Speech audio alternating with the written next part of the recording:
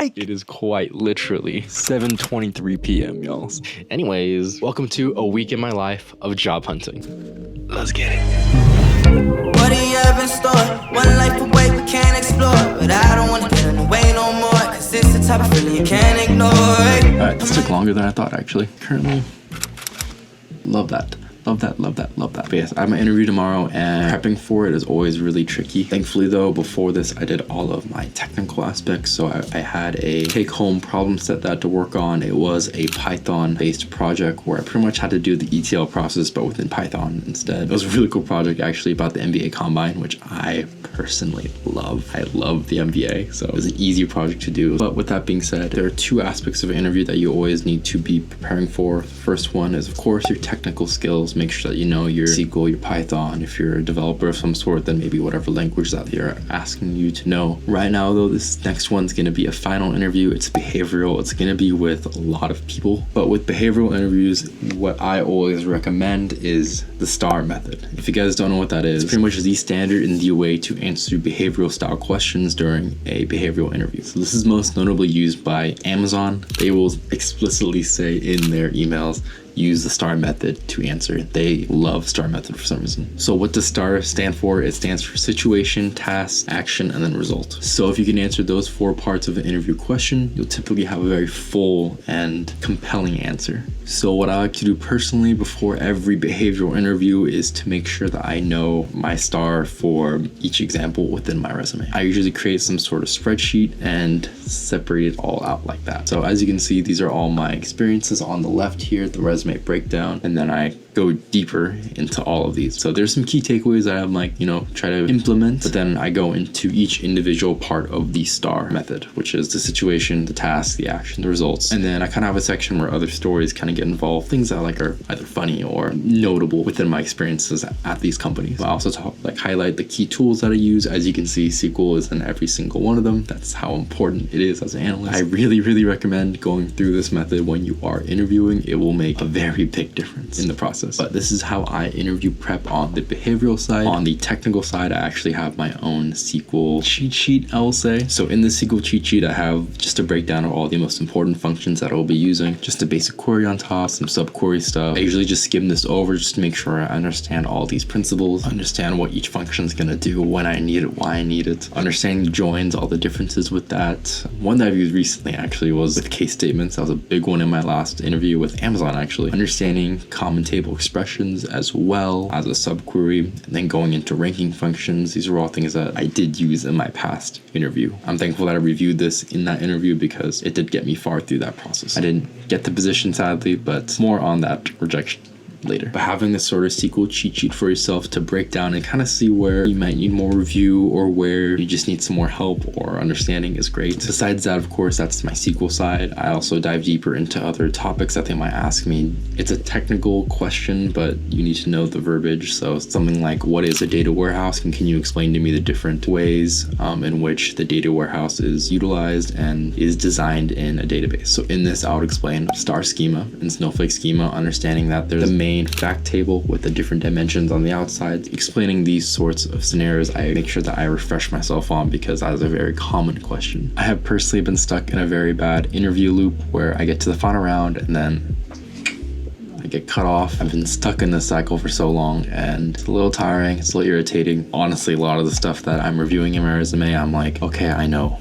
Okay, I get it. I understand these skills, but doing this every time is a good refresher because no matter how much I might know at the moment in the interview, who knows, I might forget. So it's always good to review this and whatever is in your resume. What do you have in store? Type of girl that made me drop dead on the floor. This the only girl that I love and adore. This the type of love that you can't ignore. Say, hey, she coming my way. She run around saying, good morning, everybody. It's interview day. On this day, I try to do the least amount of technical studying as I can. For me, technical, I already know the best of my ability. Cramming stuff last minute isn't really going to help that much, to be honest. Plus, this isn't really a technical interview for me.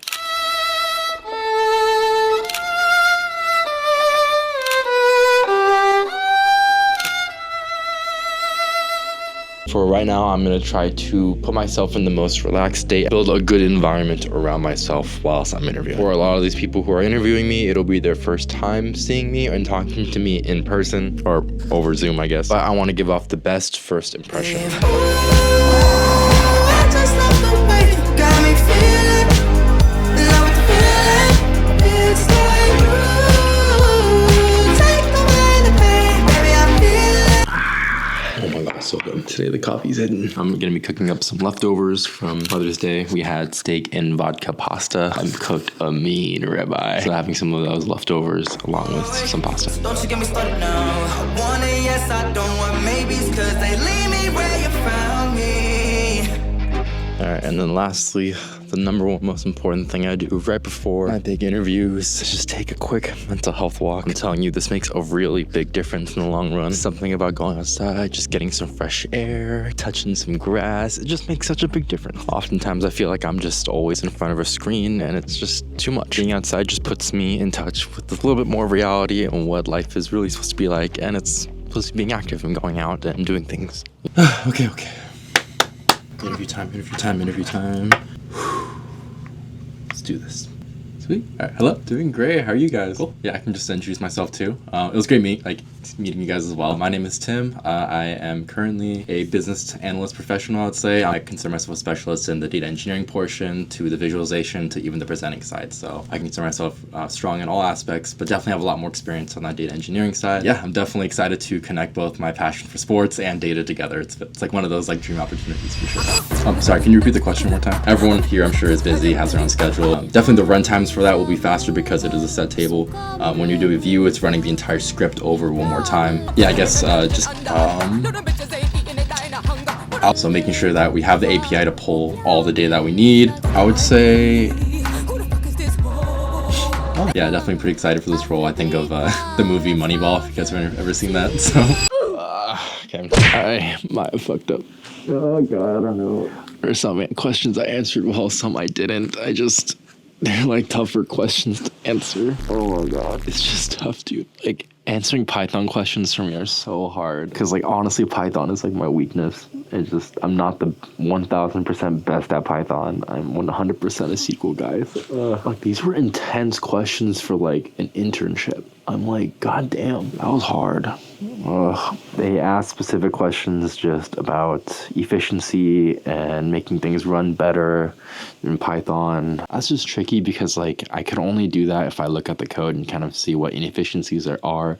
It's hard for me to sort of visualize these inefficiencies. I don't see like the actual code. It's like I can only go off of like hypotheticals of what's going on. Like maybe I gotta lower the amount of functions, or I gotta like, reduce redundancies, or like maybe limit the amount of data we're pulling and getting only what we need, and like sort of doing all these things. It's just like,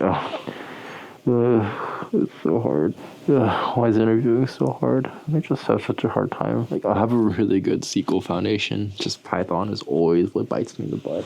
Okay, I thought this interview was gonna be like behavioral because like I thought I did all the technical stuff. But no, this was like all technical, only technical. I'm like, and honestly, my brain froze a couple times. I was like, can you repeat the question? I like having a hard time process because my brain is just mush.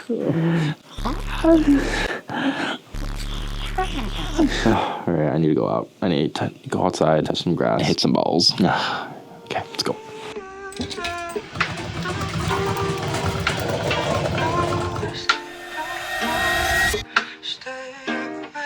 Tell the feeling like I'm trapped in my damn mind. Tell the feeling like I'm rapping a damn lie. Tell the feeling like my life is a damn game. Nigga really wanna die in the nighttime. This is my first time using those new clubs. I got the grips rechanged and then got my irons extended a little bit by ½ an inch just to help with everything. But it definitely felt a little bit better. Before I really had to like squat down and get low. This time I didn't have to squat as much. So I probably shouldn't be squatting all that much, but still. Definitely helped though. My swings felt way more comfortable. Alright, that was a good, little cardio, little light workout. Time to go to the gym now. Gotta get my mind off of that rough interview. Like I'm rapping a damn lie. Tell the feeling like my life is a damn game. Nigga really wanna die in the nighttime. Tell the feeling like I'm trapped in my damn mind. Tell the feeling like I'm rapping a damn lie.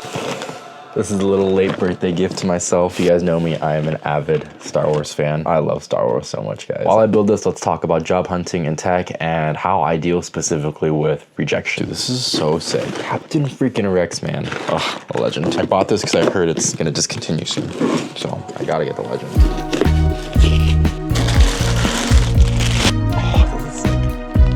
I wish they gave you like a Captain Rex minifigure. Bag number 1. I'm missing a sticker. What the hell? Unlocking my inner child. But yes, when it comes to job hunting specifically, the way I really go about managing rejection in particular, because lately, especially the last couple years, I've been getting quite a bit of it. Honestly, the best advice I can give is just to learn how to let go and let go quickly. That's gonna sound pretty straightforward, a little obvious, but here's always the example that I like to personally go with, and it comes with the sport of basketball. In basketball, there's this mentality where players are often told to have short-term memory. And what does that mean? Well, when you're on the court and you're shooting, you're gonna miss. Like, everyone misses a shot. Everyone has airballed a shot. It's just part of the game. But what everyone always says to do is to have short-term memory, because the faster you are able to let go, the faster then you are able to move on to the next opportunity. This happens a lot in basketball. This actually happened in the most recent New York Knicks game. Dante DiVincenzo, he shot the ball, missed, someone got the offensive rebound, then he got the ball again, and then he made it. It was the biggest play of the fourth quarter. That is a prime example of, yes, you're gonna miss some opportunities, but you gotta be ready for the next one. And you gotta have quick, almost, like they say, you gotta kind of have like amnesia, just forget about all of that in the past. That has personally been one of the ways that I have gone through and just gotten through so many interviews. If many of you don't know, I've been job hunting for a little over like a year and a half now. I don't think like my skills have decreased at all. If anything, they've become more sharpened just because I've gone through the interview process so many times now. But it's just like, because of that, it's just harder. It's harder. It's like, people always question like if you are able to still do the job. I am. It's just sometimes luck just doesn't go your way, no matter what you try, no matter what you do. I have one personal interview story that I'll share real quick. Let me finish this bag real quick, and then I'll go ahead and tell a fun story about job hunting. A little bit of it. Oh, I already know this is gonna be a cool piece, man. Look at that. All right, this is the end of bag 1.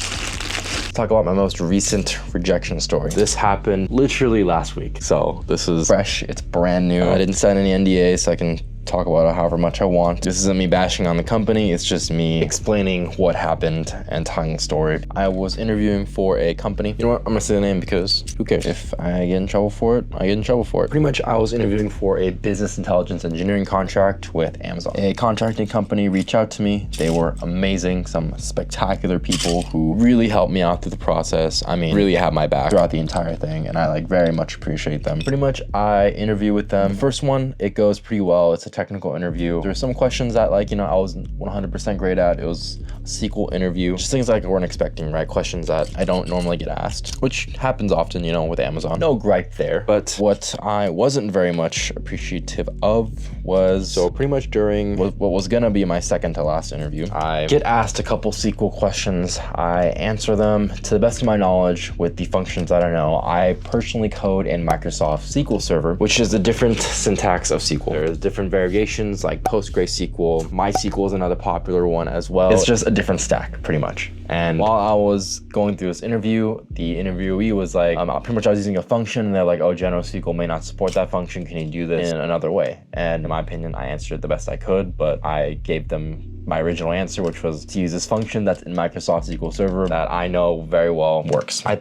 thought I answered it well. I guess I didn't. They didn't like my answer. Their reasoning behind it was not that like I didn't know my SQL or like I'm not knowledgeable or like, hey, like this guy needs more experience. It got to like these minute details where he was just like, oh, he used a function from Microsoft SQL Server that's not supported, so that's the reason why we're not gonna hire. And to me, like that being the reason why I don't get a position is a little bit infuriating, because like I had a friend say this analogy to me, and it was a really good analogy. So say hypothetically I'm working at a sushi restaurant and they are hiring. Say I come in, I have my own specific knife that I use to cut my sashimi, right? And pretty much if I were to equate it to that scenario, it's like, oh, you can't work here at this restaurant because you don't use the same knife as us. You don't use that same tool that we use. Or like you use a tool that isn't allowed. And I'm like, really? Like, it's such a ridiculous reason. Like, you would never hear that a sushi restaurant isn't gonna hire someone because of the knife they're using. Like, that's so picky, that's so petty almost even. It's very much ridiculous. And the way I like to think about it too is just like apples, like oranges, but they're fruit, right? It's the same thing. It's the same tools. I use the tools in the best way that I knew how. And it's not that like I answered incorrectly either. I did answer correctly. And I'm not, I gave them a correct answer. It's just not the answer that they want. That to me just showed that, wow, like this company really just does not care. And like companies can be really petty sometimes. The reasoning behind it, you're not gonna always agree with. The rejections especially hurt more for dumb reasons like that. I have a multitude of stories of just final rejection stories that I just personally don't agree with. I can go into that in another video, but this is just one example of a current rejection that I went through in my job hunting journey. And honestly, how I'm currently going about it now. That rejection is still pretty fresh. It was like last week. I shook it off. I said, hey, more opportunities will come. Fast forward, I actually have an interview this week, which was the one I just had a couple days ago. In that interview, of course, I was a little rattled, but in my opinion, I still gave my best, gave it my all. Honestly, I wasn't thinking about the Amazon one anymore. It's like, that's in the past now, you gotta forget about it. It's having that almost amnesia mentality that is so important. You gotta quickly forget about the misses, focus more on the next opportunities, and try to get that dub. Facing rejection is really tough. Even right at this moment, I will show you my emails, but 5 rejection emails in the last week. I have honestly grown pretty numb to them, if I'm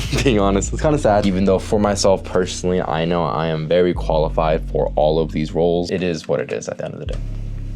Look at that, guys. One step closer to Captain Rex. But yes, that's how I currently process and go through all of my rejections. It's hard. It's really difficult, but having that sort of amnesia mentality, like that short-term memory mentality that players in the NBA, like even like Steph Curry or Dante DiVincenzo or Jalen Brunson, like all these players that have this sort of mentality, that's kind of what you have to have when you are job hunting as well. You quickly have to just forget about it, move on, get the next opportunity. You have to go at it and go at it hard and get that buck, hit that game winner. Bang! Right now, I'm over 12.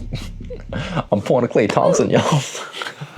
Yeah, it's too soon. I'm just gonna keep trying, keep pushing, and I hope that you have the same mentality and do the same thing too. I think one last tip I do have though is if you really are hurt, just take a day. Take one day. I always give myself a day just to think about things and process and feel my emotions. And then after that, I move forward. I always tell myself you get one day and one day only to be sad. You know, shed that one tear, do what you gotta do, and feel those emotions and then move forward.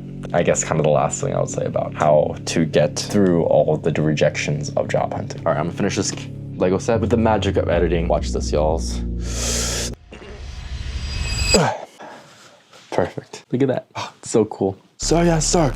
Clone Captain Rex.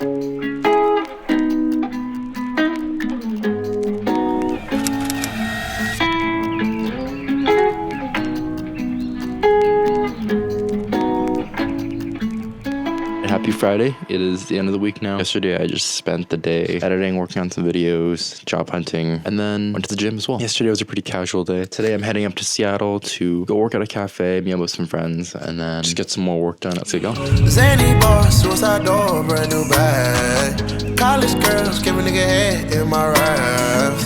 Rockstar life, so much money, I'll make you laugh. Hey, the bitch they hate, and you can't miss what you never had. Hey, hey, off the juice, coding got me tripping. Got the coupe, walk a roof.